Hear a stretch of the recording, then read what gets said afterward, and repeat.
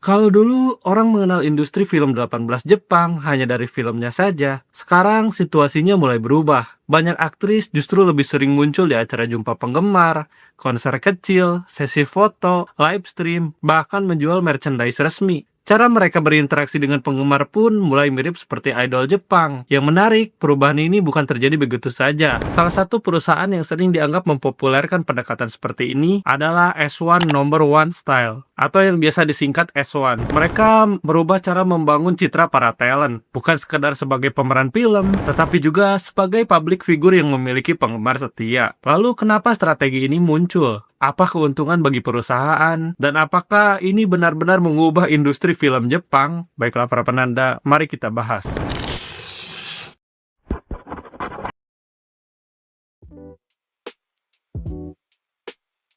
Kalau kita mundur sekitar 2 dekade lalu, sebagian besar promosi industri ini berfokus pada penjualan DVD. Semakin banyak DVD terjual, semakin besar juga keuntungan perusahaan. Namun, semuanya berubah ketika internet berkembang pesat. Pembajakan digital membuat penjualan DVD terus menurun. Banyak orang bisa mengakses konten tanpa membeli versi resminya. Nah, gue juga yakin tuh, kalau lu nonton pasti yang bajakan, bukan yang asli. Akibatnya, pemasukan dari penjualan film tidak lagi sebesar dulu. Disinilah perusahaan mulai berpikir, kalau filmnya mudah dibajak, bagaimana kalau yang dijual bukan hanya filmnya saja? Jawabannya adalah pengalaman bertemu talent secara langsung. Mulailah bermunculan acara tanda tangan, sesi foto, fan meeting, live stream, hingga penjualan merchandise eksklusif. Dan tentu saja hal-hal seperti ini nggak bisa dibajak di internet. Penggemar mereka rela datang langsung, karena yang mereka cari bukan hanya kontennya, tetapi juga pengalaman bertemu figur yang mereka sukai.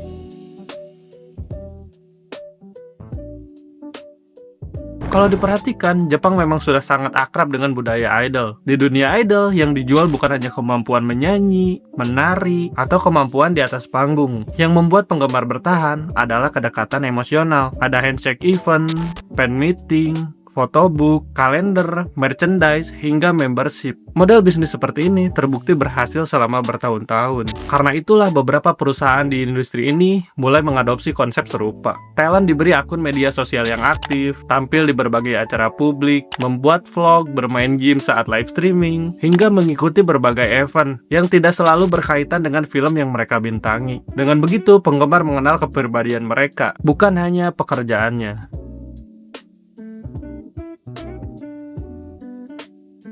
Salah satu nama yang sering disebut dalam perubahan ini adalah S1 Number One Style.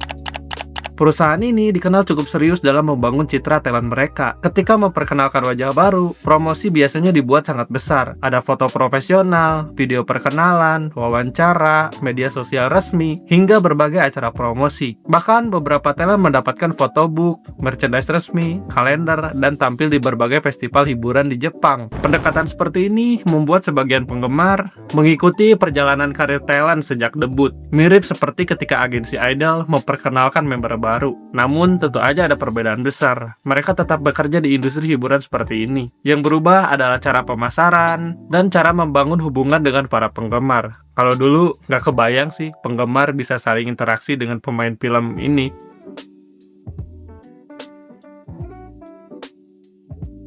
Ada alasan sederhana. Ketika seseorang menyukai kepribadian seorang talent, kemungkinan besar mereka akan mengikuti karya berikutnya. Bukan hanya membeli produk resmi, mereka juga akan membeli photobook dan merchandise lainnya. Bahkan mungkin mereka akan bergabung dan memiliki layanan membership. Artinya, sumber pendapatan perusahaan menjadi lebih beragam. Mereka tidak lagi bergantung pada penjualan film aja. Di era digital, strategi seperti ini jauh lebih stabil dibanding hanya mengandalkan satu jenis pemasukan.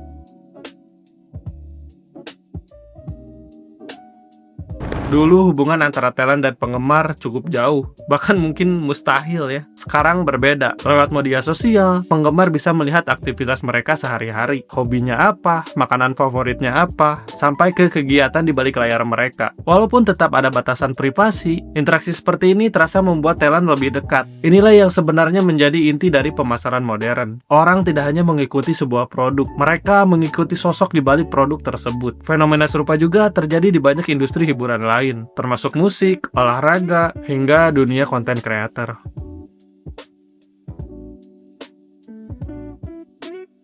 Tidak semuanya. Setiap perusahaan memiliki strategi yang berbeda. Ada yang fokus pada produksi film, ada yang lebih aktif mengembangkan citra talent sebagai public figure, ada juga yang mendorong talent untuk aktif di YouTube, podcast, media sosial, atau berbagai kegiatan hiburan lainnya. Karena itu, pendekatan ala idol ini bukanlah aturan wajib di seluruh industri ini, melainkan salah satu strategi bisnis yang berkembang dalam beberapa tahun terakhir.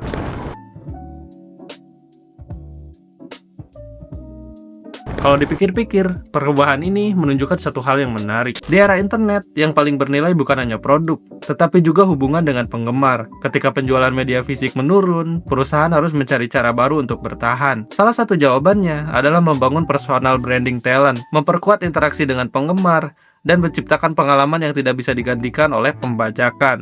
Jadi ketika melihat seorang talent tampil di fan meeting, menjual photobook, atau aktif di media sosial, itu bukan cuma sekedar mengikuti tren. Di balik semua itu, ada strategi bisnis yang dirancang baik-baik untuk menyesuaikan diri dengan perubahan zaman. Menurut kalian sendiri, apakah pendekatan seperti ini efektif atau malah membuat semakin mirip dengan industri budaya idol? Atau menurut kalian, keduanya tetap merupakan dunia yang berbeda? Oke, itu dia pembahasan kita kali ini. Kalau suka pembahasan tentang industri dan budaya Jepang, boleh like, komen, dan subscribe ya. Oke, gue juga open donasi ya. Barangkali kalian ada yang mau request konten, atau ya cuma sekedar untuk sharing-sharing aja. Yap, segitu dulu. Gue pamit. Jangan lupa subscribe.